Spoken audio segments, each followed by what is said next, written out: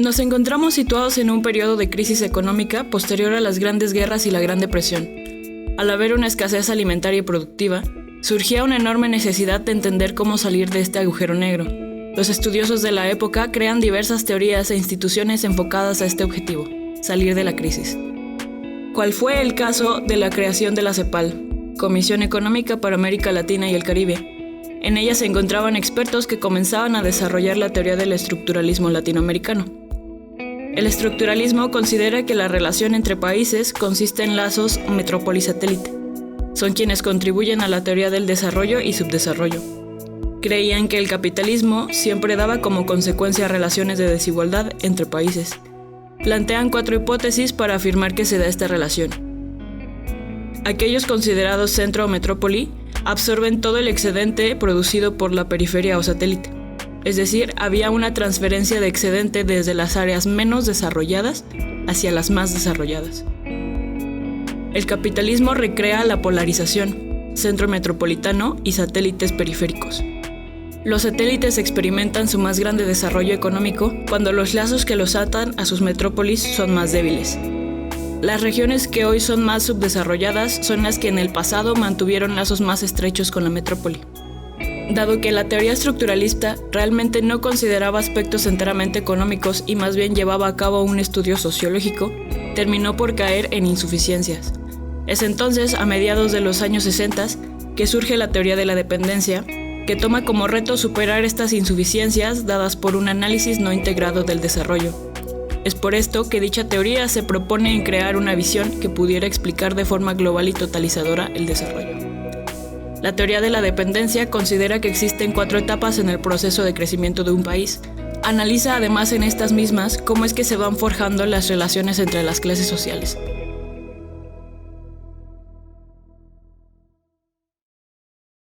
Crecimiento hacia afuera. El primer periodo consiste en una ruptura del pacto colonial que produce vinculaciones que se construyen en torno a la apropiación de recursos que constituyen la base de la expansión de exportaciones. En este periodo pueden construirse 2 tipos de economía. Las economías de control nacional del sistema productivo, donde su éxito depende de la creación de alianzas que fortalezca su sistema de producción exportadora. Las economías de enclave, que surgen como consecuencia de las economías centrales, en cuyo caso su producción de exportación se ve opacada por capitales extranjeros. En ambos casos hay una escasa conexión del enclave con la economía local y una masiva traslación de excedentes hacia los países dominantes. Transición. La segunda etapa consiste en una transición entendida por un periodo de diferenciación económica que trae consigo la aparición, al lado de los sectores que hicieron viable el modelo exportador, de sectores sociales llamados sectores medios. En el caso de las economías de control nacional, hay un predominio de la burguesía en el sector exportador.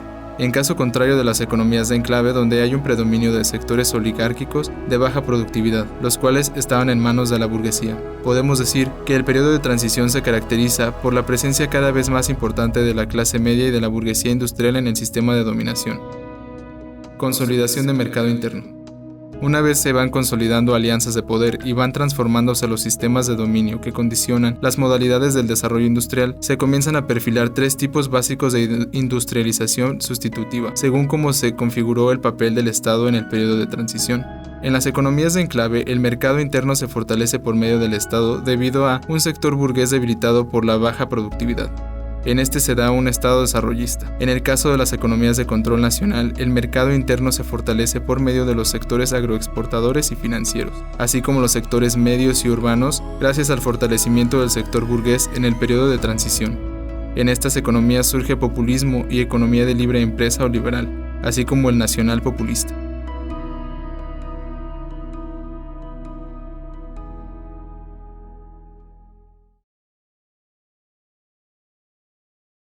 Internacionalización del mercado interno. Proceso de industrialización sustitutiva de posguerra.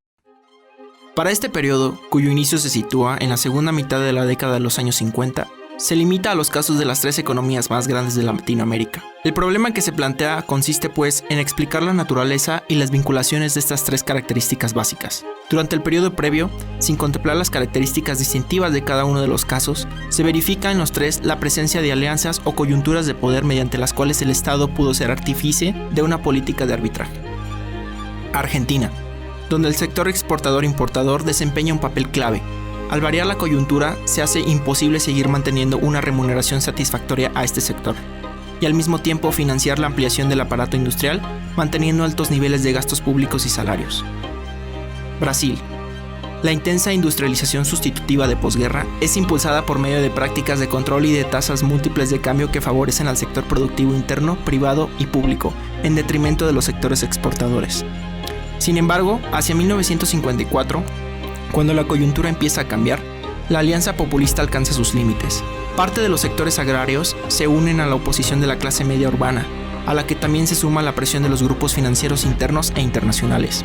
Posteriormente, se restablece la alianza desarrollista, pero con una orientación y contenidos sustancialmente distintos: la capitalización mediante recursos externos. Pudo entonces darse desarrollo pese a la inestabilidad política. México, donde sus peculiaridades histórico-políticas, los grupos presionan desde dentro del Estado y de la organización partidaria. La apertura hacia el capital extranjero pudo darse sin las crisis políticas características de las trayectorias brasileñas y argentina. Se logra así impedir el enfrentamiento entre el Estado inversos y la burguesía nacional, y también los conflictos de clase o populistas, posibilitando el tránsito hacia una política de participación de capital extranjero sin crisis del sistema de poder. Problemas estructurales de la industrialización. Dentro del marco social y político característico de las sociedades latinoamericanas, implica ingentes necesidades de acumulación, pero a la vez produce como resultado una fuerte diferenciación social. Las presiones para lograr una participación de los distintos sectores, tanto incorporados como de los marginados, se muestran como contradictorias con la forma de inversión que supone el tipo de desarrollo que se postula.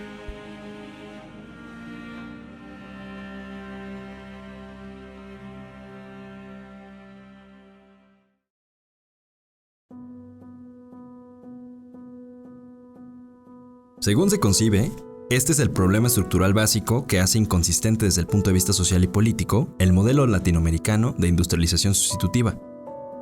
Tal modelo se asienta en condiciones de coyuntura externa favorables y en la limitada participación de los sectores populares en los beneficios del desarrollo.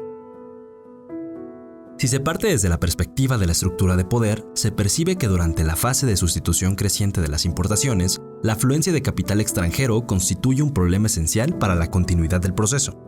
Sin embargo, a partir de cierto momento, que coincide con la aparición de dificultades crecientes en la sustitución de importaciones, la penetración de capitales extranjeros obedece a dos movimientos convergentes. Por un lado, la situación de profunda crisis económica y política del proceso de desarrollo hacia adentro conduce a procurar los aportes de la inversión foránea como medio para continuar el crecimiento y de fortalecer la decadente alianza desarrollista. Por tanto, la diferenciación productiva y el cambio de las relaciones económicas con el exterior son dos fenómenos estrechamente conectados. Ellos producen, actuando en conjunto, efectos decisivos sobre el sistema de poder. Esta nueva pauta de desarrollo trae consigo una transformación fundamental en las relaciones económicas del exterior. La afluencia de capitales extranjeros obedece en buena medida a la dinámica de las economías dominantes, donde en años recientes se ha producido una acentuada aceleración del avance tecnológico y de concentración monopólica. Al trasladarse a los países en los que han tenido lugar un proceso de industrialización sustitutiva, esos capitales contribuyen, al menos hasta cierto punto, a complementar la estructura productiva preexistente, abocándose a la creación de ramas tecnológicamente complejas de la industria de bienes intermedios y de capital. Sin embargo, al instalarse en estas ramas, establecen en ellas condiciones monopólicas, aseguradas por su capacidad financiera y por el dominio de técnicas productivas generadas en los centros y altamente ahorradoras de mano de obra. El carácter excluyente que el capital monopólico imprime en la estructura económica genera a su vez una intensificación de la exclusión social. Puede afirmarse, pues, que el carácter excluyente del crecimiento con la base de capital privado extranjera torna lenta la reconstrucción del orden social, requiriendo la constitución de formas autoritarias de dominio.